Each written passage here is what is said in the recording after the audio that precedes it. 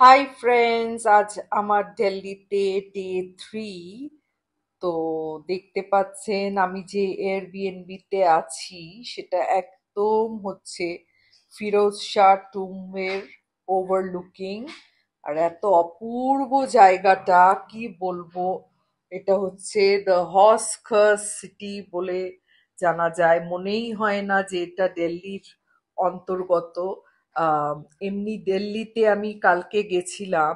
আহ খুবই সুন্দর কিন্তু ডার্টি অ্যান্ড ডিঞ্জি। তো এই জায়গাটা আমাকে বনি রেফার করে। বনি জানে যে আমি কেমন পছন্দ করি। তো ওইখানে থাকতে দিলে আমি হয়তো একদিনেই পালাবো, তার জন্য ওইটা রেফার করেছে। আর কালকে এত হেক্টিক হয়েছে, আজকে একটু আনওয়াইন্ডিং দরকার। আর nothing is better than this jacuzzi.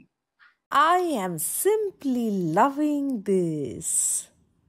আমি রেডি হয়ে গিয়ে বেরিয়ে পড়লাম সন্তুষ্টি শপিং কমপ্লেক্সের উদ্দেশ্যে। If you're looking for exquisite gift items or designer wear, then definitely this is your destination.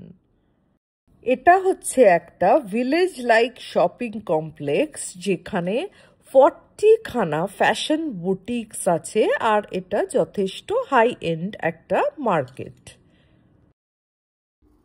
If you have a fetish for exotic food তাহলে কিন্তু অবশ্যই যাবেন কাফে দ্য ফ্লোর।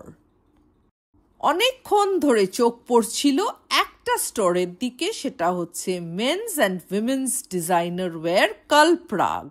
তো ঢুকে পড়লাম সেই স্টোরে। এত সুন্দর কালেকশন, ও মাই গড, আমি তো সিম্পলি ডাম্বফাউন্ড।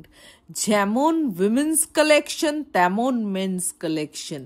ইচ্ছে তো করছিল পুরো স্টোরটাই কিনে নিই। এবার আমার নেক্সট ডেস্টিনেশন হচ্ছে Sarojini market, the most popular and cheapest market.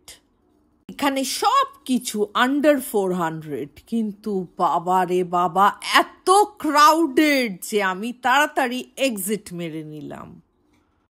আজকে ফিরে যাওয়ার পালা, but Delhi I promise to return সুন।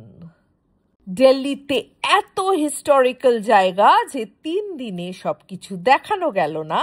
তো আমি আবার দিল্লি আসবো আর আপনাদের সাথে দিল্লির স্নিপেট শেয়ার করব।